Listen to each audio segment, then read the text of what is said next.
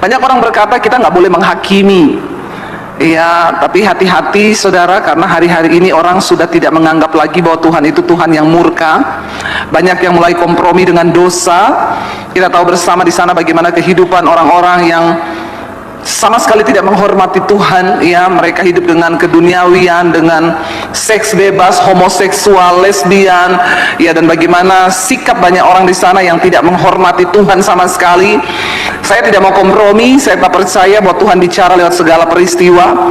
Ya, murka Tuhan bisa datang dan kita harus berjaga-jaga dan menjadi pelajaran bagi setiap kita, saudara. Ya, jangan pernah engkau merendahkan Tuhan dalam hidupmu. Ya, karena semua yang kita miliki apapun itu tidak akan pernah bisa menolong kita. Maka Yesus berkata, harta tidak berguna pada hari kemurkaan. Waktu Tuhan menghukum, ya tidak ada satupun yang bisa menolong. Ya, dan kita hari-hari ini ingin, saudara, biar tahun 2005 ini menjadikan tahun di mana kita ini, ya ketika kita ingin melihat tuaian besar terjadi, maka ada sesuatu yang harus kita lakukan. Sehebat apapun visi yang didapat oleh gembala sidang, kalau saudara tidak merespon dengan cara Tuhan, maka itu nggak akan terjadi. Walaupun saudara mau hafal seperti apapun, tapi kalau engkau tidak meresponi Tuhan, maka semua itu hanya akan menjadi sekedar visi belaka. Ya, tahun ini Bapak Gembala tempat ini mendapat bahwa ya Great Harvest itu satu tuaian terbaik, tuaian besar yang akan terjadi. Tapi apakah kita hanya diam saja? Lalu kita mengimani dan setiap hari Minggu kita memperkatakan di gereja dan itu cukup? Hello saudara, Tuhan itu bukan Tuhan yang bisa kita permainkan. Dia bukan Tuhan yang bisa direkayasa dengan apapun yang kita lakukan. Tapi Dia Tuhan yang melihat hati dan hidup kita. Ya, kalau kita ingin menikmati janji Tuhan, maka ada sesuatu yang harus kita kerjakan, yang harus kita lakukan. Tuhan berjanji bahwa ya kita tidak akan mengalami hal-hal yang hanya enak-enak saja. Sebab untuk mengalami tuaian yang besar, pasti ada taburan yang besar, saudara. Dan Alkitab berkata, bila engkau menabur dengan air mata, engkau akan menuai dengan sorak-sorai. Taburan bukan cuma bicara uang. Ya, kalau orang itu ingin menikmati tuaian yang besar, maka harus ada air mata mungkin di sana. Seorang petani yang menabur, ya bahkan seringkali akan ada gagal panen, akan ada hujan badai. Ya, tapi apabila dia setia, saudara, dia mau membayar harga, maka satu saat dia pasti akan melihat tuaian besar itu terjadi. Ya, dan saya pengen kita semua mengerti, saudara. Ya, bagaimana kita bersikap supaya kita mengalami tuaian besar itu? Ya, saya percaya bahwa hari-hari ini kita harus lebih lagi hidup menghormati Tuhan. Amin, saudara. Karena firman Tuhan berkata, siapa menghormati aku, dia kuhormati. Ini Tuhan yang ngomong loh. Orang yang menghormati aku akan kuhormati. Saudara dihormati sama orang lain, saudara senang nggak? Senang ya. Banyak orang itu tersinggung kalau nggak dihormati. Ya, karena namanya juga manusia. Tapi bagi saya nggak penting, penghormatan manusia itu nggak penting, karena manusia itu bisa munafik. Di depan kita dia hormat, di belakang bisa enggak, ya. Di depan kita bisa, halo Bucan, ibu kok tambah cantik, saya bilang pret. Ya, karena pujian manusia itu bisa ada apanya. Tapi waktu engkau dihormati Tuhan, itu nggak main-main, saudara. Tuhan berkata, siapa menghormati aku akan ku hormati. Saudara mau nggak dihormati Tuhan? Ya, saya tidak, kita nggak usah gila hormat. Maksudnya, ya mungkin kalau ada orang dapat video ini dipotong lagi di sini, ini pendeta macam apa mengajarkan jemaat dihormati Tuhan? Tapi ini firman Tuhan yang ngomong. Kalau kita menghormati Tuhan, maka firman Tuhan berkata, ya kau akan kuhormati. Siapa menghormati aku akan kuhormati. Saya cari ayatnya dulu. Sebenarnya saya tidak mau khotbah tentang ini, tapi ya saya tiba-tiba aja ingat. Ya, dan Tuhan berkata, saudara, ya di 1 Samuel pasal 2 ayat 30, sebab itu demikianlah firman Tuhan Allah Israel, sesungguhnya aku telah berjanji keluargamu dan kaummu akan hidup di hadapanku selamanya. Tetapi sekarang demikianlah firman Tuhan, jauhlah hal itu daripadaku. Sebab apa? Baca bersama. Sebab siapa yang menghormati aku akan kuhormati, tetapi siapa yang menghina aku akan dipandang rendah. Ayat ini disampaikan firman Tuhan, ya buat keluarga Imam Eli ketika mereka tidak menghormati Tuhan. Tuhan bilang, tadinya aku sudah merencanakan, tadinya aku telah berjanji bahwa keluargamu dan kaummu itu akan tetap hidup di hadapanku sebab Tuhan berkenan. Tapi karena mereka tidak menghormati Tuhan, ya janji Tuhan itu bisa batal. Bukan dari Tuhan yang membatalkannya, tapi memang ada orang yang tidak layak untuk menerima janji Tuhan itu. Kenapa? Karena mereka tidak menghormati Tuhan. Tapi ayat ini berkata, siapa menghormati aku, ya tolong tayangkan lagi ayatnya, sebab siapa yang menghormati aku akan kuhormati, tetapi siapa yang menghina aku akan dipandang rendah. Nggak usah mencari penghormatan dari manusia, saudara, karena penghormatan manusia itu juga bisa pret. Tapi kalau kita dapat penghormatan dari Tuhan, itu wow dan luar biasa loh. Saya nggak pernah mau peduli orang mau ngomongin saya apa, orang mau memandang saya seperti apa, orang juga mau menilai saya seperti apa, karena penilaian orang tuh sudah pasti 99% salah. Tapi kalau penilaian Tuhan, itu nggak pernah salah, saudara. Dan Alkitab berkata Tuhan itu melihat hati dan hidup kita. Dan kita mau sama-sama hari ini bagaimana kita bisa mengalami tuaian besar, tuaian terbaik dalam hidup kita. Maka ya kita harus hidup menghormati Tuhan. Bagaimana caranya hidup menghormati Tuhan? Takut akan Tuhan. Kita nggak perlu takut dengan semua prediksi di tahun 2025 akan terjadi apa, akan begini, akan begitu, akan begini. Stop.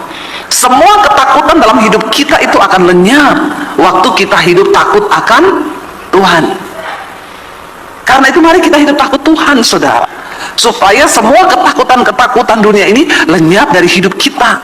Kita harus belajar hidup takut akan Tuhan. Kita buka dulu Mazmur 25 ayat 12 sampai ayat 15. Kalau kita hidup takut akan Tuhan, apa yang kita dapatkan, saudara? Manusia itu selalu pengen cari sebab akibat. Karena itu Tuhan pun ya tahu, kalau saya lakukan ini yang saya dapat apa? Itu kan manusia kan? Ada sebab, ada akibat.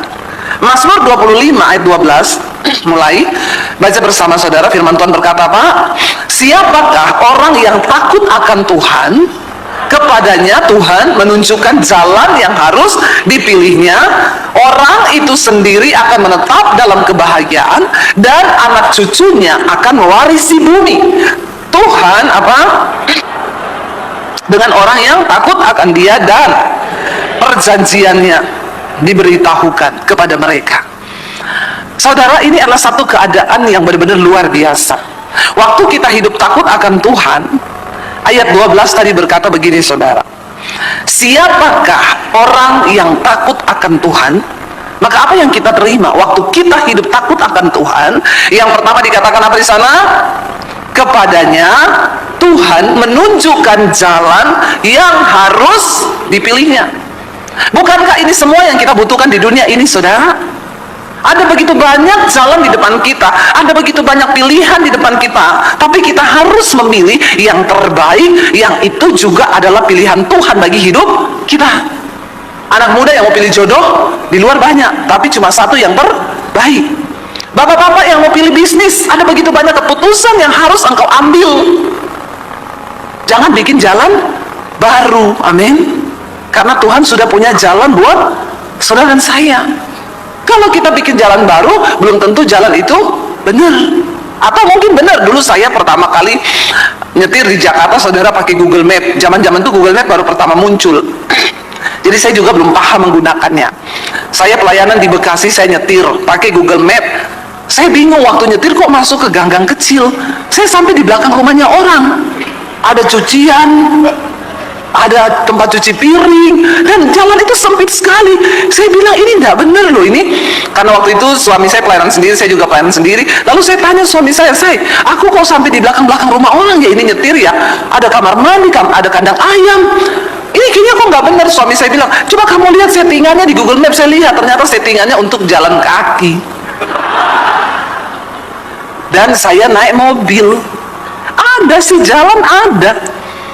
Tapi saudara tahu betapa ribetnya saya melewati sawah-sawah, dan itu sudah nggak bisa putar balik. Dan saya tanya-tanya orang, Bu, ini saya bisa, lah ibu kok sampai di sini? Ya saya ngikutin Google Map. Dan jangan salahkan Google Map, karena Google Map itu benar, yang nggak benar itu kita. Bu, Google Map itu pantau lewat satelit. Ya saya hanya mantaunya di depan mata. Dan ketika akhirnya ya dia kan settingannya di situ jalan kaki, jadi Google Map kasih jarak yang paling dekat cuma lewat sawah dan lewat belakang rumahnya orang. Tapi saya tanya, tapi tembus ya? Ya si tembus sih Bu. Cuma ya saya nggak bisa bayangkan betapa ribetnya ibu lewat jalan kecil-kecil, lewat dapurnya orang, terus saya putar balik bisa nggak? Nggak bisa. Ya udah, jalani saja. Itu konsekuensi dari saya salah pilih jalur. Ada begitu banyak orang Kristen di hidup ini yang harus membayar harga, mengalami keribetan hidup yang harusnya kau tidak alami kalau kau benar pilih jalanmu. Amin. Makanya banyak ibu-ibu datang sama saya, Bu saya mau cerai, Bu saya nggak sanggup dengan suami saya. Bu, dulu siapa yang pilihin suamimu itu? Soalnya saya bilang, ibu berdoa saja. Ibu Debbie enak, cuma suruh berdoa. Ibu kan nggak rasa bagaimana suami saya. Aku mau rasa suamimu, nggak mau saya rasa suamimu. Kau aja ngerasa suamimu, karena saya sudah punya suami sendiri. Aneh ya saudara, malah dia balas suruh saya rasa suaminya. Dulu ibu yang pilih suamimu itu siapa? Ibu sendiri kan? Iya, saya sendiri. Lah jangan suruh saya rasa, Bu. Itu kau yang pilih, itu jalan yang kau ambil. Sekarang kau bayar harga lah, karena tidak ada tukar tambah. Amin ibu-ibu. Ada tukar tambah suami? Iya, suamimu itu diobral juga nggak ada yang mau kalau tidak bertobat. Amin. Ini loh, saya menemukan dalam pelayanan orang-orang konseling datang, mereka itu membayar harga yang harusnya mereka tidak bayar kalau mereka itu memilih jalan Tuhan. Tapi kau suka bikin jalan sendiri, kau sudah kayak PU Bina Marga. Biarkan yang bikin jalan tuh PU Bina Marga aja, jangan kau. Karena kita nggak tahu hidup ini. Nah ayat ini dengan jelas berkata, siapakah orang yang takut akan Tuhan? Kepadanya Tuhan menunjukkan jalan yang harus dipilihnya, supaya kau tidak kebanyakan salah pilih jalan. Amin saudara. Ya pilih bisnis salah, akhirnya ya rugi. Waktu rugi salahin Tuhan. Padahal hidup nggak takut Tuhan, hidup nggak hormati Tuhan, hidup nggak tanya Tuhan, hidup nggak buka jalan, hidup nggak minta Tuhan buka jalan, tanya Tuhan. Semua itu tanya Tuhan. Kalau kau bertanya, maka Tuhan akan menjawab. Lalu dikatakan begini, yang pertama yang akan kita dapatkan waktu kita hidup takut akan Tuhan, Tuhan tunjukkan jalan. 2025 ada begitu banyak prediksi, ada begitu banyak ramalan, ada begitu banyak pilihan, tapi orang yang hidup takut Tuhan, dia nggak akan pernah salah jalan dan tidak akan salah pilih. Iya. Lalu dikatakan di sana yang kedua, apa yang kita dapat waktu kita hidup takut Tuhan? Orang itu sendiri akan apa? Menetap dalam kebahagiaan, dan anak cucunya akan mewarisi bumi. Ya, ini janji Tuhan loh saudara. Kalau kau hidup takut Tuhan, kau akan menetap dalam kebahagiaan. Kebahagiaan bukan hanya bicara tentang keadaan yang enak. Saya tuh upload foto di Instagram sama di Facebook. Kemarin saya pembukaan sekolah misi angkatan yang ketiga di Bandungan, sama orang diajak, Bu kita makan di restoran yuk. Restorannya itu ada villanya, karena villanya bagus. Saya foto-foto sama suami saudara, saya uploadlah di Instagram. Memang saya sengaja tidak nulis itu apa, saya cuma tulis semua anugerah yang terbaik datang dari Tuhan. Saya mau lihat ini netizen ini punya otak dan mereka punya mulut itu seperti apa saudara. Ya ada banyak yang berpikir itu rumah baru saya di Jawa Tengah.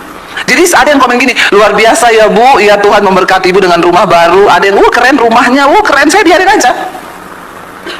Terus ada juga yang gini, enak ya lihat Bu Pendeta senang-senang, bagaimana dengan kami ini? Yang lagi menghadapi nasib yang tidak seenak Ibu Pendeta. Dari sini saya bisa tahu ini orang-orang netizen ini, ada yang ikut bahagia dengan orang yang bahagia, ada yang sirik lihat orang bahagia. Banyak juga yang sirik, ya pamer, pamer. Lalu itu villa sewaan kok, saya cuma numpang foto. Sirik, tanda tak mampu. Ya orang sirik itu saudara, tapi saya sekarang tahu kok orang-orang sirik itu kan ingin sesuatu tapi dia tidak mendapatkannya, lalu dia memilih untuk sirik. Lalu saya tuh nggak tulis, kecuali saya tulis ini rumah saya beli harga 10 M. Lalu itu cuma numpang foto. Terus suami saya bilang sama suami, lihat nih komen-komennya orang. Terus suami saya marahin saya, kenapa juga kamu nggak tulis ini villa gini-gini, ngapain harus diterangkan hidup ini? Ya, biar kamu terangkan juga, namanya orang sirik tetap sirik. Nggak usah perlu dijelaskan. Jangan sibuk menjelaskan hidupmu pada orang lain. Kejarlah perkenanan Tuhan. Nggak usah sibuk menilai orang, bisa salah penilaian kita. Saya ini angkat apapun semua disirikin, saudara. Yang saya pakai tas palsu pun dipikir asli, puji Tuhan kan? Haleluya, luar biasa saya ini. Itu karunia. Nggak usah tepuk tangan. Nggak perlu ditepuk tangan nih, ya. Ya begitulah, sudah resiko memang, sudah resiko. Mau di apa? Ya pakai tas palsu aja di komen. Bu Dewi tasnya sekarang puluhan juta, haleluya. Ya karena saya yang pakai toh. Ya sudah resiko, berarti nilai saya kan tinggi toh, saudara. Ya kita itu ayo kejar apa yang berkenan sama Tuhan. Dan janji firman Tuhan itu dikatakan bahwa engkau akan menetap dalam kebahagiaan dan anak cucumu itu akan mewarisi bumi waktu kau hidup takut Tuhan. Ayo, apa sih kebahagiaan di hidup kita ini? Bahagia itu waktu kita takut Tuhan, bukan soal keadaanmu. Ada yang tanya gitu, ya kalau ibu sih lagi enak, makanya ibu bilang semua anugerah yang terbaik dari Tuhan itu. Kalau saya ini hidup saya tidak lagi baik-baik saja, Bu.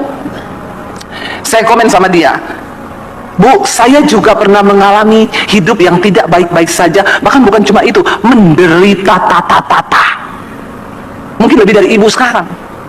Kalau saya tanya sama ibu, ibu pernah hidup tanpa uang 1 sen pun? Ibu pernah nggak makan? Saya pernah. Ibu pernah dikejar debt collector? Saya pernah. Semua sudah saya jalani.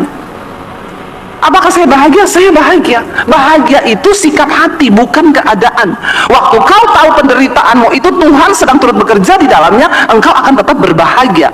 Saya jalani semuanya bersama Tuhan. Ada uang, saya bahagia bersama suami. Buktinya saya nggak ganti suami. Ya, kita jalani bersama berdua, bahagia. Naik motor bonceng 5, bahagia saya. Ya, belum ada mobil, adanya motor 1, kami harus pelayanan, anak 3. Ya, bonceng 5, bahagia, bahagia walaupun udah duduk di belakang di ujung sekali saya. Udah di besinya itu saya. Jadi saya sama suami pelan-pelan, ya saya, ini kalau injak jenglokan saya jatuh loh. Dia bilang pegangan. Gimana mau pegangan? Anak 2 di belakang, 1 di depan. Ya udah berserah aja nasib. Apa bakal bahagia? Bahagia. Kami setiap dulu kalau suami saya pulang lesin dapat uang 50.000, ada uang nih, yuk sama anak-anak ke mall. Karena uangnya mepet, ya kita ke mall, pesan nasi goreng 2, ST 3 buat 5 orang. Saya sama suami 1 bagi 2, anak-anak 1 bagi 3. Ya, minumnya dihemat-hemat ya, Dek. Jadi kadang nggak cukup minumnya, pulang gitu. Saya alami itu. Apakah saya bahagia? Bahagia saya. Saya bahagia bersama suami. Kami berdoa bersama, mengucap syukur bersama. Waktu nggak bisa bayar rumah, kami ajak anak-anak doa, yuk deh sama-sama. Mami papi nggak bisa bayar cicilan rumah, mungkin rumahnya akan ditarik sama bank, tapi nggak apa-apa ya, kita balik ke rumah kontrakan. Anak saya bilang, tapi rumah kontrakan itu udah bocor-bocor, udah tua, nggak apa-apa. Nanti kalau kiamat semua rumah hancur, nak. Mau rumah bagus, rumah jelek, hancur semua. Jadi kita nggak apa-apa ke situ. Penghiburan saya tuh. Saya nggak mau anak-anak saya ketahitan sama Tuhan karena kesulitan hidup. Kita bisa berbahagia kalau kita hidup takut akan Tuhan. Takut akan Tuhan, tetap hidup kudus bersama suami, anak-anak doa bareng, libatkan Tuhan. Jangan waktu ekonomimu susah kau selingkuh cari orang lain. Nah itu nggak takut Tuhan. Karena saudara, ada waktu, time limit penderitaan di hidup ini ada. Alkitab berjanji waktu kau hidup takut Tuhan, engkau akan menetap dalam kebahagiaan. Ingat, bahagia bukan soal kaya. Karena banyak orang kaya tidak bahagia. Banyak orang kaya bunuh diri, banyak. Bahagia itu bicara tentang sikap hati. Waktu engkau mampu mensyukuri keadaanmu, itu bahagia. Saya pernah lewati waktu saya diusir dari rumah, saya nggak punya uang, saya di kos-kosan cuci baju anak kos, abis ini nggak ada makanan. Saya bahagia, saya masuk di kamar, saya berdoa, saya menangis, Tuhan terima kasih. Kalau kau izinkan aku harus mengalami ini, terima kasih Tuhan. Apakah saya bahagia? Bahagia. Karena saya mampu bersyukur dalam keadaan kekurangan, kelaparan, dalam penindasan, saya bahagia. Karena saya bersyukur. Orang yang nggak bahagia itu yang nggak mampu bersyukur sekalipun kaya. Tapi kamu nggak pernah bersyukur, marah-marah tiap hari, kau nggak bahagia kau, karena kau tidak takut akan Tuhan. Ayo punya takut Tuhan, saudara. ya, dan Tuhan berjanji maka dia akan menetap dalam kebahagiaan, anak cucunya akan mewarisi bumi. Artinya tidak akan berkekurangan waktu kau hidup takut Tuhan. Tapi takut Tuhan itu harus diuji. Nggak bisa kita bilang aku hari ini takut Tuhan, nanti di gereja ini takut Tuhan semua nih, lagi otaknya klik ini sama firman, jadi iya nanti keluar dari pintu gereja mungkin 1 jam berikutnya masih takut Tuhan. Nggak tahu besok kalau udah mulai Senin, udah kembali ke aktivitas, banyak setan ya, lalu mulai masuk dalam pencobaan. Iya nih, saya nih takut Tuhan apa kagak ya, takut Tuhan apa kagak, Tuhan juga nggak lihat toh. Akhirnya kita mulai lagi berbuat sesuatu yang tidak menyakiti hati Tuhan. Yang kita akan dapatkan berikut kalau kita takut Tuhan, baca Tuhan apa? Bergaul karib dengan orang yang takut akan dia, dan perjanjiannya diberitahukan kepada mereka. Wow nggak saudara? Wow lo ayat ini. Kalau kita takut Tuhan, Tuhan tuh jadi sahabat karibnya kita. Saya ini di hidup ini tidak punya sahabat karib. Saya punya banyak teman di sekeliling saya, tapi sahabat karib tidak ada. Saya baru menyadari ternyata sahabat karib saya itu yang nomor 1 Tuhan, lebih dari suami malah. Ya, nomor 2 tuh suami. Karena kadang juga suami bisa mengecewakan kita, benar nggak ibu-ibu? Ya, kalau salah paham, ibu-ibu pengennya dibelai, suaminya ngorok, sakit hati nggak kita? Ya, kita nih bisa salah paham dengan siapapun. Tapi kalau Tuhan menjadi sahabat karibmu, ada apapun datang sama Tuhan, nangis curhat sama Tuhan. Dikatakan di sana bahwa ya Tuhan itu bergaul karib loh dengan orang yang takut akan dia. Kita punya sahabat, karena sekarang ini sahabat karib juga nggak bisa dipercaya saudara ya. Kalau manusia, hati-hati saudara, jangan sering-sering curhat walaupun itu saudara bilang bestie pret ya, itu bestiku bu ya, lalu kau curhat sama dia tentang suamimu, kau pikir dia pendengar yang baik, ternyata penyebar yang baik ya. Baru kau cerita, aku mau curhat dong masalah suami nih, nggak ada orang loh yang aku kasih tahu, cuma kamu loh, karena kamu bestiku. Oh iya, sambil ngopi gimana? Iya, yaudah kita ketemu di kopi ini ya, soalnya panjang. Ini lagi siap-siap, bestinya ini udah WA temen yang lain, si ini mau curhat loh sama gua tentang suaminya. Tentang apa? Belum, ntar ya kalau dia udah cerita, gua cerita sama lu ya.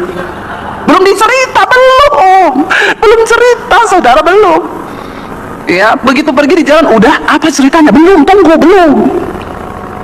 Jadi jangan percaya manusia, karena manusia itu pasti mengecewakan. Siapapun, mau saudara, mau teman, siapapun. Jadikan Tuhan sebagai satu-satunya tempat engkau percaya dan bersandar. Curhat sama Tuhan saja, amin. Ya, dikatakan di sana Tuhan tuh bergaul karib dengan orang yang takut akannya, dan perjanjiannya, rahasia-rahasia Tuhan diberitahukan kepada mereka. Ada yang mau terjadi, Tuhan kasih tahu. Tuhan berjalan, Tuhan membimbing, Tuhan menuntun. Wah nggak saudara? Kalau kita bergaul karib dengan Tuhan itu luar biasa. Ya, kenapa kita harus menghormati Tuhan saudara? Kenapa kita harus takut akan Tuhan? Saya pengen dulu kita baca apa itu takut Tuhan, Amsal 8 ayat 13. Ya, saya menyimpulkan dalam satu yang sederhana. Apa itu takut akan Tuhan? Baca bersama. Takut akan Tuhan ialah membenci kejahatan. Aku benci kepada kesombongan, kecongkakan, tingkah laku yang jahat, dan mulut penuh tipu muslihat. Apa itu takut Tuhan? Benci kepada semua kejahatan, bohong, nipu, ya. Suami-suami jangan suka bohongi istri, istri-istri juga jangan suka bohongi suami. Tapi kata suami gini, tapi memang istri itu suka dibohongi ya bu. Nih ya, buktinya kita gendut, tanya suami, aku gendut nggak? Nggak, cantik. Nih ya, padahal kita gendut, jangan terlalu percaya tuh mulut suami ya ibu-ibu. Cantik kok, cantik. Ya udah kau terus-terusin aja. Ya, aku kelihatan tua nggak? Enggak, kamu cantik, kelihatan muda. Ya sebenarnya dia menyenangkan, tapi ya kadang-kadang jadinya harus menipu juga. Apapun yang namanya nipu, bohong itu nggak baik saudara. Apalagi tipu orang, bohongi orang, utang nggak bayar ya. Utang tuh nggak usah dipikir, tapi amin. Jangan saudara, nanti hidupmu nggak diberkati. Apa itu takut akan Tuhan? Takut akan Tuhan ialah membenci kejahatan. Aku benci kepada apa? Kesombongan, kecongkakan, tingkah laku yang jahat, dan mulut penuh tipu muslihat. Tuhan benci. Waktu semua ini ada dalam dirimu, tidak mungkin engkau akan mengalami tuaian besar di hidupmu. Ketika engkau mencintai kejahatan dan engkau sombong, congkak. Ya, banyak orang tuh sombong, minta dilayani, minta dihormati, minta diginiin, minta digituin. Ya, ini terjadi. Kita nggak usah bicara dalam skup yang besar. Dari rumah tangga sendiri dulu, suami istri. Ya, seringkali suami minta dilayani, minta dihargai. Kalau istri nggak ngerti, akhirnya berantem. Karena memang suami istri itu, saudara, ini perbedaannya. Perempuan di atas 50 tahun itu hormon wanitanya, hormon estrogen itu turun. Tapi hormon testosteron, hormon laki-laki dalam wanita itu naik. Makanya perempuan di atas 50 tahun lebih perkasa. Ya, lebih suka, lebih tegas, lebih apa adanya. Kebalikan, laki-laki di atas umur 50 tahun, hormon laki-lakinya turun, tapi hormon perempuannya naik. Jadi laki-laki di atas 50 tahun tuh lebih perasa, lemah gemulai, maunya, ya pokoknya banyak maunya lah. Jadi kita harus mengerti ini dari segi psikolog loh. Ini bukan saya ngomong, ini psikolog yang ngomong. Ya, makanya bapak-bapak kalau udah di atas 50 tahun itu udah mulai, ya ketukar, kita ketukar. Ya, perempuan yang gini, nggak usah lah kayak gitu aja dipermasalahkan. Tapi bagi suami itu masalah. Nah, kita harus tahu ini. Ya, kita pergi sedikit agak lama, udah di WA, di mana, cepet pulang. Aku kesepian. Dulu waktu muda dia nggak pernah kesepian. Tapi kebalik, istri di atas 50 lebih suka bertualang, pergi, ya, melakukan apapun karena dia lebih perkasa, saudara. Nah, ini kebayang saya ini belum 50 aja udah perkasa saya. Suami saya belum 50 sudah slow, orang solo. Tapi saya yakin kalau kita takut Tuhan pasti adalah, ya, yang penting kita menjadi pelaku firman Tuhan, amin. Mau hormon berubah kayak apa, kembali ke firman. Istri menghormati suami, suami mengasihi istri, amin. Jangan dibentak-bentak istrinya, suaminya, ya. Istri juga harus menghormati suami supaya apapun yang terjadi, tapi kita harus tahu. Nah, Alkitab berkata, ayo jangan sombong, jangan congkak, ya, dan tingkah laku yang jahat, mulut penuh tipu muslihat. Yang terakhir, saudara, karena waktunya hampir habis, kenapa kita harus sungguh-sungguh menghormati Tuhan? Buka bersama Ibrani 12 ayat 25 sampai 29. Saya minta para imam musik bersiap. Ibrani 12 ayat 25 sampai ayat 29. Firman Tuhan berkata di sana, baca bersama. Jagalah supaya kamu jangan menolak Dia yang berfirman. Sebab jikalau mereka yang menolak Dia yang menyampaikan firman Allah di bumi tidak luput, apalagi kita, jika kita berpaling dari Dia yang berbicara dari sorga. Waktu itu suaranya menggoncangkan bumi, tetapi sekarang Ia memberikan janji, satu kali lagi aku akan menggoncangkan bukan hanya bumi saja, melainkan langit juga. Tolong berhenti di sini. Saudara bisa bayangkan kalau Tuhan menggoncangkan bukan cuma bumi tapi langit, habis nggak kita ini? Ya, kita tanah goyang aja 5 menit sudah hancur seluruh dunia ini. Apalagi kalau Tuhan menggoncangkan bukan cuma bumi tapi langit juga bergoncang, jatuh semua itu meteor-meteor, saudara. Lalu dikatakan di sana ayat 27, ungkapan satu kali lagi menunjuk kepada perubahan pada apa yang dapat digoncangkan. Karena ingat, saudara, ingat bahwa semua yang ada di dunia ini semua bisa digoncangkan. Apa yang nggak bisa digoncangkan hari ini? Jabatanmu, kekayaanmu, hartamu. Lihat, saya baca kemarin di media kerugian para artis itu, saudara, ya sampai triliunan. Mereka punya rumah yang indah-indah, yang bagus-bagus, itu hancur dengan api dalam semalam. Ya, tidak ada yang bisa bertahan. Ungkapan satu kali lagi menunjuk pada perubahan pada apa yang bisa digoncangkan. Rumahmu hari ini bisa digoncang, bisnismu bisa digoncang, kesehatanmu bisa digoncang. Apa yang tidak bisa digoncang? Semua bisa digoncang. Karena Ia dijadikan supaya tinggal tetap satu yang tidak tergoncangkan. Lalu ayat 28 berkata, jadi karena kita menerima kerajaan yang tidak tergoncangkan, marilah kita mengucap syukur dan beribadah kepada Allah menurut cara yang berkenan kepadanya dengan hormat dan takut. Ayat 29, sebab Allah kita adalah api yang menghanguskan.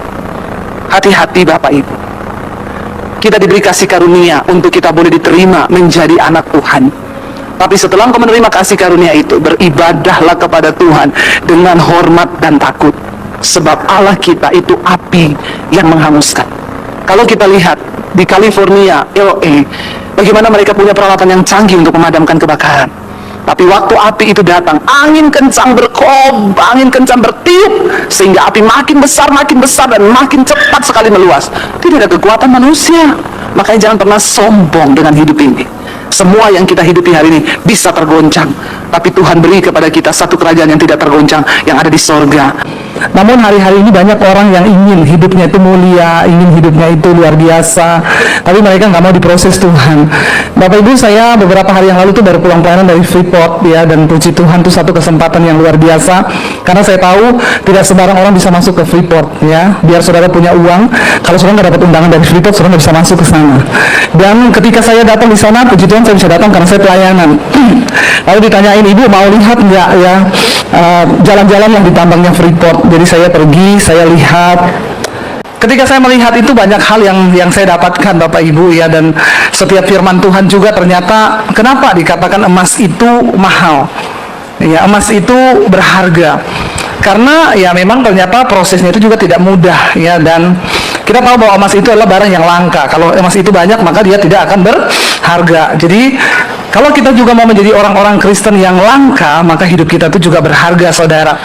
Waktu saya masuk, ya kita dibawa masuk ke ruang kontrol itu, dia bilang ini adalah tempat main gamenya, Bu. Saya kaget waktu masuk ke sana itu, ternyata saudara semua peralatan yang masuk di bawah tambangnya itu bukan dikendalikan oleh manusia, langsung di bawah. Jadi semua pakai alat, pakai komputer, jadi sudah seperti robot. Nah di situ orang-orang tuh duduk di depan lab, di depan komputer ya. Jadi mereka tuh kayak main game itu loh. Nanti ini menggerakkan gini, alatnya itu di bawah, ngeruk batu-batu emas itu, nanti di setir begini, dia angkat begini, lalu dipindah ke sana. Saya tanya, oh jadi iya Bu, karena kita mengurangi, meminimalis korban jiwa. Banyak di bawah tambang itu kan tiba-tiba runtuh, yang mati, jadi sekarang hanya alat-alat yang masuk. Waktu saya lihat batu-batu diambil itu, saya bilang, loh itu emasnya mana? Kan kita lihat di monitor, itu kok warnanya hitam. Dia bilang, ya memang semua orang berpikir tuh bahwa, oh kita ngomongin emas ini pasti ibu ketemu bongkahan batu-batu yang kuning mengkilat gitu ya. Ternyata enggak, dia bilang. Jadi emas di sini itu ya warnanya masih hitam, Bu. Nanti saya akan bawa ibu lihat ke tempat prosesnya batu tadi itu, lalu dirubah jadi apa, lalu dikasih konsentrat, lalu dia jadi cairan, dipanaskan dengan suhu yang begitu panas tinggi, lalu baru dia terpisah, baru bisa jadi emas yang bentuknya cair, lalu baru dirubah lagi jadi serbuk. Nah, waktu saya sampai di sana, saya lihat Bapak Ibu, itu ternyata setelah diambil dari batu-batu itu dihaluskan, dihancur bener-bener hancur, bener-bener hancur, baru dibawa masuk lagi. Dia cuma tunjukin dari luar tuh pipa-pipanya, Bu. Nanti itu dipanasi di situ, nanti dia udah keluar jadi cairan, lalu jadi serbuk. Nah, setelah itu baru dikirim. Tapi waktu serbuk itu sudah berbentuk, itu sudah emas murni, karena dia jadi cairan dulu, dipanasi dengan suhu yang ribuan derajat, baru dia keluar. Itu baru ya waktu panas itu dia terpisah di situ cairannya. Jadi saudara, waktu saya lihat itu ya, saya itu membayangkan ya, makanya emas itu mahal harganya. Ini juga saya pakai emas 100 gram nih. Enggak, ini bukan emas ya. Kenapa emas itu berharga? Karena ternyata prosesnya itu tidak mudah. Ya, dan itu luar biasa banget. Dan saya tanya sama dia, itu di sini satu hari itu bisa dapat berapa gram? Ya puji Tuhan, Freeport tuh ratusan kilo setiap hari loh. Saya hitung duitnya sampai kalkulator saya nggak cukup nolnya itu. Sehari Bapak Ibu. Bayangkan ya. Yang menjadi sesuatu perenungan, saya bilang sama suami saya, kamu lihat ya, kita ini di tengah hutan loh. Itu kan dia benar-benar di tengah hutan. Lihat tambangnya mereka itu tuh gunung-gunung, pohon, benar-benar. Saya bilang sama suami, pertanyaan saya, siapa yang pertama kali menemukan itu, kok tahu di bawah gunung itu ada emas? Kalau di Gunung Tangerang ada emas, saudara ambil nggak itu gunung? Nah, besok langsung rata itu orang Tangerang semua ke sana. Saudara, tapi itulah emas ya. Kalau dia tidak ditemukan, ya dia cuma jadi batu biasa yang tidak ada harganya, yang hanya di gunung, yang nggak ada yang tahu. Saya tuh terus Tuhan tuh kasih saya rema begini, ya Dedi Basir, kalau nggak ketemu Tuhan, kalau nggak ditemui Tuhan, makanya saya ini dulu hidupnya hanya debu, kotoran, yang bahkan pada waktu itu saya berdosa, saya berpikir mau mati, bunuh diri, mau mengakhiri hidup saya. Tapi setelah Yesus menemukan saya diolah, saya diproses, baru saya tahu ternyata, oh saya ini tuh berharga loh. Jadi apa yang Alkitab katakan bahwa kamu itu berharga dan mulia di mata Tuhan tuh benar-benar. Cuma kenapa kita belum jadi berharga hari ini? Ya mungkin karena kita nggak mau diproses sama Tuhan. Makanya kan cuma jadi debu aja, jadi batu aja yang nggak tahu apa-apa. Ya, dan ketika kita diproses Tuhan, Bapak Ibu, maka kita baru sadar, oh iya ya, saya itu berharga. Dan saya dikasih ayat ini kemarin waktu di sana, saya pengen bagi buat saudara. Mari buka 2 Timotius pasal yang kedua. 2 Timotius pasal yang kedua, ayat yang ke-20 mulai. 2 Timotius 2 ayat yang ke-20 kita lihat bersama. Firman Tuhan berkata begini, ayat ini benar-benar saya dapatkan di sana loh, sampai saya buka di sana. Ya, itu tambangnya itu ya masuk ke bawah tanah begitu, peralatannya, aduh repot. Baca bersama, 1, 2, 3. Dalam rumah yang besar bukan hanya terdapat perabot dari emas dan perak, melainkan ada juga dari kayu dan tanah. Yang pertama dipakai untuk maksud yang mulia, yang terakhir untuk maksud yang kurang mulia. Jadi hidup kita ini digambarkan oleh Tuhan seperti perabot. Di dalam satu rumah itu ada beberapa perabot, ada yang dari emas, ada yang dari kayu tanah. Yang terbuat dari emas dikatakan itu dipakai untuk maksud yang mulia. Dia dianggap layak, dianggap mulia untuk ditempatkan di tempat yang mulia. Saya mau tanya, Bapak Ibu kalau punya emas ditaruh di kamar mandi? Atau ditaruh di dapur? Enggak. Kita menentukan tempat sebuah perabot itu berdasarkan bahan dari apa perabot itu terbuat. Amin. Kalau perabotnya dari tanah, ya kendi, air, ditempatkannya di mana? Ya di dapur lah, di kamar mandi lah. Ya karena memang itu perabot yang tidak berharga. Tapi kenapa emas itu menjadi perabot yang berharga ketika ditemukan? Ya ternyata pembentukannya itu tidak gampang juga, Bapak Ibu. Dan saudara lihat kenaikan harga emas. Sebelum pandemi dulu saya kayaknya ingat ya, tahun-tahun 2018, 2019 tuh kayaknya masih 50 jutaan tuh 100 gram. Hari ini tuh 150 juta 100 gram. Kenapa harga dari emas itu naik begitu tinggi luar biasa? Ya karena itu sesuatu barang yang mahal dan langka. Bapak Ibu mau nggak harga dirimu itu dinaikin Tuhan? Engkau ditempatkan di tempat yang mulia untuk tujuan-tujuan yang mulia, mau nggak? Kalau Alkitab yang berbicara dan memberikan sebuah perumpamaan, itu dia tidak pernah salah loh. Waktu saya ada di tambang kemarin, saya bilang sama suami, ternyata kayak gitu ya. Jadi tidak semua yang kuning itu emas ya. Apalagi kalau saudara lagi di sungai, ada yang kuning-kuning lewat, pasti itu bukan emas, jangan diambil. Ya karena bayangan kita, oh emas itu batu kuning, enggak, ternyata dia melalui pengolahan, dihancurkan, dileburkan. Tapi puji Tuhan saya kemarin dibawain batu dari tambangnya Freeport. Ya yang mengkilat-mengkilat itu saudara. Yang kuning saya bilang, ini emas ya? Bukan Bu, itu tembaga. Loh tapi kok kuning? Iya, yang emas ini yang batunya warnanya gelap, agak hitam. Loh harusnya ini dong. Bukan. Nah itu Ibu salah lihat. Oh, jangan tertipu Bapak Ibu. Tapi ayat ini, coba kita lihat ayat 19 di atasnya tadi sebelum 20. Kita mungkin bisa nipu orang, ini emas, ini tembaga dengan penglihatan kita. Tapi Tuhan nggak bisa ditipu loh. Baca bersama yuk. Tetapi dasar yang diletakkan Allah itu teguh, dan materainya ialah apa? Tuhan mengenal siapa kepunyaannya, dan setiap orang yang menyebut nama Tuhan hendaklah meninggalkan kejahatan. Jadi Tuhan mengetahui. Kita tidak ketahui, saya pikir mas yang batu yang dikasih itu yang warnanya kuning, ini batu yang dari tambang emas, bukan Bu, itu tembaga. Yang dari tambang emas yang ini Bu, warnanya agak gelap. Manusia bisa tertipu dengan casing luar. Ya, mungkin dia hamba Tuhan yang kita pikir hebat, ternyata aduh hidupnya ya banyak campurannya, bukan murni. Tapi Tuhan nggak pernah bisa ditipu. Ayat ini berkata, Tuhan tahu siapa milik kepunyaannya. Jadi kita nggak usah banyak pencitraan di hidup ini.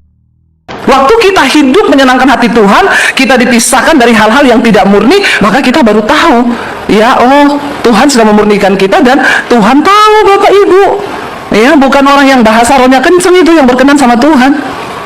Kalau kelakuanmu nggak berubah, tabiatmu tidak berubah, hatimu tidak dijaga, maka ya maaf, kita nggak ada dalam perkenan Tuhan. Bagaimana kita dianggap menjadi perabot yang mulia? Ayat 21 dikatakan di sana, bagaimana untuk kita ini menjadi perabot yang mulia? Lanjutannya tadi dikatakan, jika apa? Seseorang menyucikan dirinya dari hal-hal yang jahat, ia akan menjadi perabot rumah untuk maksud yang mulia, dikuduskan, dipandang layak untuk dipakai tuannya, dan disediakan untuk setiap pekerjaan yang mulia. Siapa yang mau hidupnya dimuliakan Tuhan? Semua mau. Tapi di prosesnya mau nggak? Beneran? Ya, diremukkan, dihancurkan. Ya mau baru difitnah dikit udah marah kau. Ya baru diomongin apa udah tersinggung kau. Ya baru diomongin gini dah belum tahu dia. Ya. Saya tidak mau harga diriku diinjak-injak. Piro harga dirimu? Ya nggak usah sok. Dimurnikan Tuhan, direndahkan, dihancurkan. Kalau emas itu bisa berteriak, batu itu bisa berteriak, dia akan marah. Apalagi ketika dipanaskan dalam suhu yang begitu tinggi untuk memurnikan, lalu ada cairan yang terpisah, yang emas benar-benar murni terpisah dari yang lainnya, tidak mendekat lagi. Kenapa hari ini engkau mengalami persoalan di hidupmu? Ya mungkin Tuhan sedang memproses engkau, menjadikan hatimu itu murni. Mari kita menyadari Bapak Ibu. Makanya kalau lagi ada dalam masalah, nggak usah merasa yang paling panas terprosesnya. Sering kali orang Kristen tuh begitu. Bu, saya ini udah nggak kuat, Bu. Saya itu hidup sekarang mau bayar kuliah anak aja saya nggak mampu. Saya mau bunuh diri, Bu Dedi. Dia merasa tadi yang paling hebat penderitaannya. Jadi saya tanya, Ibu sudah pernah dikejar debt collector? Belum, saya sudah, Bu. Oh iya ya.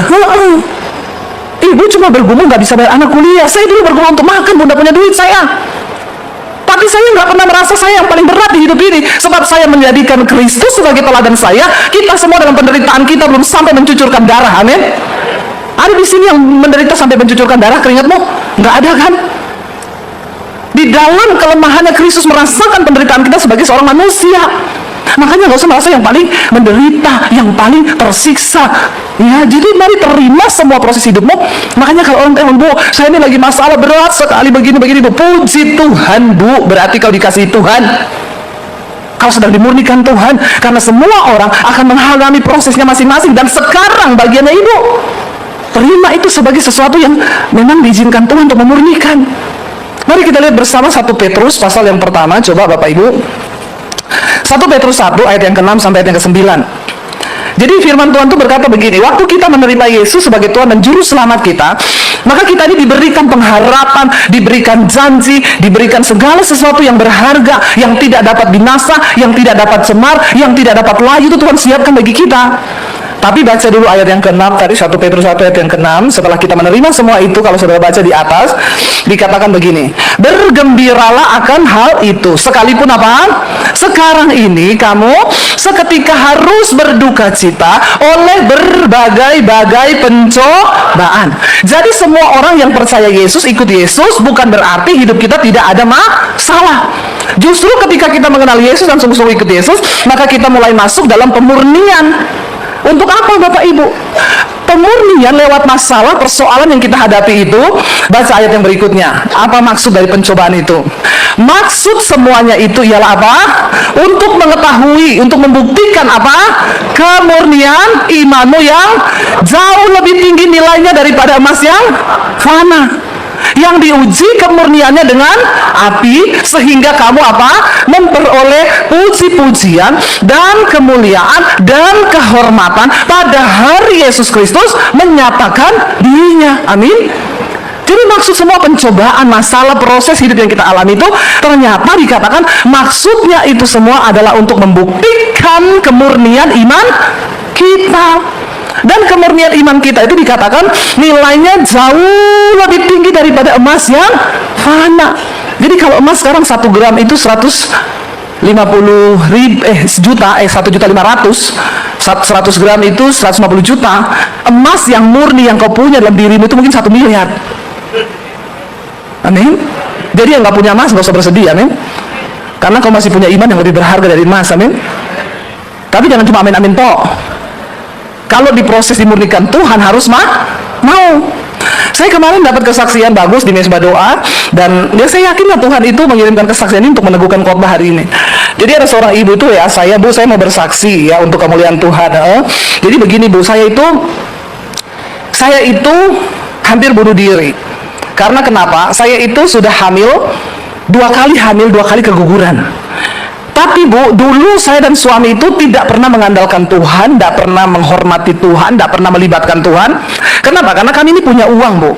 Jadi ketika saya nikah dan saya tuh nggak bisa hamil, kami berobat. Suami saya punya uang untuk berobat ke dokter yang mahal dengan obat-obatan yang mahal. Anak yang pertama ketika saya hamil, Sudah berobat sama dokter, dijaga oleh dokter, tapi ternyata juga saya flek, lalu keguguran, dan anak itu harus dikeluarkan. Lalu karena kami punya uang, kami pindah ke dokter yang lebih mahal. Padahal yang lebih mahal itu belum tentu lebih baik, amin. Jangan tertipu, tapi orang kalau kaya kan ya begitu ya. Pokoknya yang lebih mahal itu lebih bagus. Ya, kadang-kadang orang itu makin kaya sih makin aneh-aneh ya. Saya berdoa supaya kita jangan seperti itulah ya. Ada orang kaya saudara, batuk sekali, Singapura. Padahal baru batuk sekali, Singapura. Banyak uang, takut salah dokter, langsung Singapura. Sampai di Singapura dokter bilang, ini ibu, bapak nggak ada penyakit nih. Nggak mungkin loh dok, oh saya itu batuk loh, saya itu kalau malam sesak napas, tapi nggak ada penyakit. Nggak mungkin, pindah dia ke Penang. Karena banyak duit. Dokter Penang bilang, nggak ada sakit bu, pak nggak ada sakit ini, cuma batuk biasa. Nggak mungkin, saya nggak ada sakit, aneh nggak? Oh jadi bilang dokter nggak ada sakit, tetap dia bilang nggak mungkin loh. Jadi orang kaya itu memang cenderung aneh, agak lain gitu ya, agak lain memang. Sampai dia pindah ke beberapa dokter, semua dokter bilang nggak ada sakit. Lalu dia datang sama saya, masa bu? Saya periksa ke Singapura, ke Penang, ke sini, dokter bilang nggak ada sakit. Saya bilang, ibu kayaknya memang ada sakit, sakit apa? Sakit jiwa. Kau gila bu, kau gila. Beda orang miskin, biar udah sesak napas, batuk-batuk, ke dokter nggak usah. Dalam nama Yesus sembuh, sembuh. Karena nggak ada duit, jadi ya pakai iman saja kan. Jadi jangan ya nak ya, jangan kau jadi kaya terus kau jadi nggak beriman sama Tuhan. Kayak kesaksian ini. Dia bilang, bu saya ini Kristen bu, tapi saya nggak pernah berdoa, nggak pernah mengandalkan Tuhan, nggak pernah melibatkan Tuhan. Ada model orang-orang Kristen model begini ada ya, jangan angkat tangan ya bapak ibu. Lalu ngapain lu jadi Kristen kalau hidup tuh kayak begitu? Nggak pernah melibatkan Tuhan, nggak pernah mengandalkan Tuhan, usaha coba sendiri, ini coba sendiri. Alkitab bilang terkutuklah orang yang mengandalkan kekuatannya sendiri. Makanya kau terkutuk tapi kau nggak sadar. Apa itu terkutuk? Tidak pernah mengalami keadaan baik. Itu terkutuk. Lalu akhirnya dia bilang, karena anak pertama keguguran, suaminya punya uang, pindah ke dokter yang lebih hebat, cari obat yang lebih mahal, hamil lagi. Ketika hamil, flek, keguguran lagi. Disitulah saudara, dia berpikir saya ini nggak ada guna hidup jadi ibu, jadi perempuan, mertua saya pengen punya cucu, suami pengen punya anak, tapi dia nggak bisa anak. Lalu dokter bilang di dalam kandungannya ada virus yang kalau dia hamil, virus itu pasti membunuh bayinya. Disitulah dia pikir, mending saya mati, saya bunuh diri. Orang kalau nggak ngerti pemurnian Tuhan, maka bunuh diri lah dia. Nggak jadi mas, malah bunuh diri. Akhirnya dia bilang ketika dia stres, dia putus asa, dia mau bunuh diri, dia iseng gini, ini mungkin waktunya aku nih cari Tuhan. Lalu dia putar YouTube, dia mau cari lagu rohani. Ya, ketika dia dengar lagu rohani, dia bilang, khotbah saya lewat. Judulnya dosa yang tidak terampuni. Dia kliklah khotbah saya itu. Ternyata di situ saya berkata, ada dosa yang tidak terampuni menurut firman Tuhan, yaitu dosa menghujat Roh Kudus. Apa itu menghujat Roh Kudus? Roh Kudus itu roh penolong yang mengingatkan kita akan dosa. Kalau Roh Kudus tegur kita dari dosa dan kita nggak mau bertobat, itu namanya kita tuh menghujat Roh Kudus. Marah-marah terus sama Roh Kudus, tobat lo, nggak mau tobat. Nah itu kau menghina Roh Kudus. Lalu dia sadar, waktu dia dengar khotbah saya, dia bilang, bu, saya seperti ditelanjangi, saya sadar bu, saya inilah orangnya bu, saya ini pemarah, tukang tersinggung, kepahitan, berantem dengan suami, kalau ribut dengan suami berhari-hari saya nggak mau bicara, apalagi suruh minta maaf, tidak ada dalam kamus saya, walaupun saya tahu itu saya yang salah. Bayangkan ada suami hidup model dengan istri model begini, saya yakin itu juga suaminya stres pasti, ditambah lagi nggak bisa punya anak. Lalu akhirnya dia bilang, ketika saya dijamah Tuhan lewat khotbah ibu, dari situ setiap hari saya dengerin khotbah ibu, banyak hal yang Tuhan ubahkan dari hidup saya. Ternyata selama ini saya itu beriman, tapi iman saya itu jauh dari Tuhan dan tidak murni. Lalu ketika dia berubah, pertobatan itu berjangkit. Karena dia berubah, suaminya pun berubah. Ya iyalah, kenapa suami juga jadi jengkel, jadi pemarah? Karena ada istri yang bikin jengkel, amin, ibu-ibu. Amin nggak bapak-bapak? Semangat bapak-bapak bilang amin ya. Kenapa suami marah-marah? Karena ada istri yang bikin marah-marah. Nah seketika istri bertobat, walaupun dia tidak salah, sekarang dia minta maaf sama suaminya. Suaminya melihat perubahan itu, lalu suaminya pun ikut bertobat. Mereka berdua cari Tuhan, mereka tidak lagi menyalahkan Tuhan dengan keadaan diri mereka. Sampai akhirnya ketika mereka sama-sama mencari Tuhan, mertuanya bilang, kamu tak bawa ke dukun sini, ada dukun yang bisa bikin orang hamil. Kamu cuma minum air yang dibaca, sama nanti perutmu dipegang-pegang, kamu pasti hamil karena sudah banyak yang begitu. Dia bilang, saya nggak mau mah, karena kehidupan itu berasal dari Tuhan, bukan dari dukun.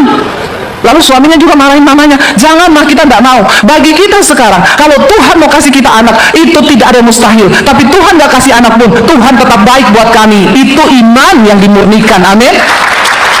Ketika hidup mereka dipulihkan, mereka bahkan sudah tidak bisa menyalahkan Tuhan dengan keadaan apapun. Lalu saudara, mereka udah pasrah. Istrinya bilang, waktu kami bertobat, Bu, keadaan saya tetap sama. Virus itu mengakibatkan saya ini menstruasi tidak teratur, bahkan hanya sedikit sekali. Jadi kalau nggak teratur sedikit, ya itu sudah biasa. Memang dia tahu ada virus. Tiba-tiba dia nggak menstruasi sebulan, lalu diperiksa ke dokter, dan dokter bilang, selamat ya, kamu hamil sudah 4 minggu lebih. Ternyata sebulan lebih dia hamil. Tapi ketika dia hamil, dia mulai didominasi iblis. Jangan seneng dulu, karena dulu pun juga kamu hamil 2 kali, tapi keguguran pendarahan. Lalu dia mulai berdoa dalam nama Tuhan Yesus. Aku percaya Tuhan, kalau ini benih dari Tuhan, maka kehidupan itu berasal dari Tuhan. Setiap malam dia dengar mesbah doa. Setiap kali saya berdoa untuk yang pengen hamil, diberi keturunan ilahi, dia tumpang tangan di perutnya. Dan iblis nggak tinggal diam, tapi Tuhan turut bekerja untuk imannya ini dimurnikan. Tiba-tiba dia fake ketika umur kandungannya, setan bilang, gugur, pasti dibuang. Dia bilang, aku percaya Tuhanlah sumber kehidupan. Dia nggak seperti dulu cari dokter mahal, cari obat mahal. Hello saudara, tidak semua hidup ini bisa diatur dengan uangmu. Karena kita butuh kuasa Tuhan yang melampaui segala-galanya di dunia ini, amin. Akhirnya dia berdoa dengan suami, tiap malam berdoa tumpang tangan perutnya. Dulu mereka tidak pernah melakukan itu. Dan dia bilang gini, Ibu, terima kasih. Ya, saya juga berterima kasih pada Tuhan Yesus yang sudah banyak mengubahkan hidup saya lewat khotbah-khotbah Ibu. Dan hari ini ketika saya menulis kesaksian saya ini, anak kami sudah lahir, sekarang sudah umur 4 bulan, Ibu. Dan Tuhan itu adalah sumber segala-galanya. Bapak Ibu, coba kalau dia nggak mengerti proses Tuhan, coba kalau dia nggak mengerti pemurnian, ya, ketika Tuhan murnikan, segala amarahnya dibuang, segala kepahitannya dibuang, berantem jangan. Ada di sini yang berantem sama suami nggak bicara hari-hari? Ada? Jangan angkat tangan. Saya baptis ulang saudara, saya rendam 20 menit supaya kau buka mata langsung rumah Bapak di surga. Ya, bertobat. Buat apa kita jadi Kristen kalau kita ini imannya nggak dimurnikan, bercampur. Punya iman iya, najis homo jalan terus, lesbi jalan terus, selingkuh jalan terus, terikat film porno jalan terus, marah jalan terus, kepahitan jalan terus. Bertobat loh Bapak Ibu. Tuhan nggak bisa menemukan sesuatu yang berharga dalam dirimu.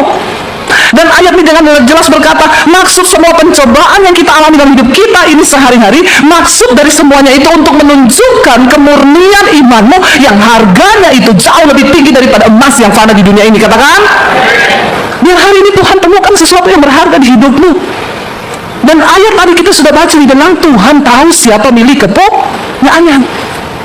Waktu Tuhan tahu nilai dirimu itu di mana, maka orang mungkin berusaha menurunkan engkau, merendahkan engkau, mengusir engkau dari posisimu hari ini. Hei, Tuhan tahu siapa milik kepunyaannya, dan Dia akan mengangkat hidupmu. Ingat nggak ketika kisah Daud, ketika Tuhan berfirman kepada Samuel, Samuel, kamu pergi ke rumah Isai, karena ada seorang anak laki-laki Isai yang akan aku angkat menjadi raja menggantikan Saul.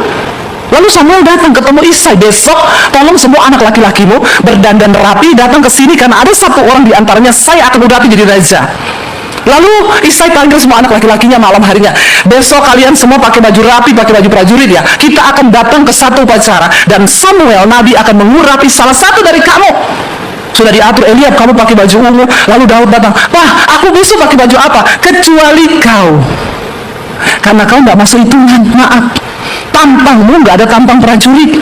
Kau juga nggak pernah ikut wajib militer. Jadi besok ketika kakak-kakakmu datang di upacara itu, kau pergi gembalakan kambing domba yang cuma berapa ekor itu di padang.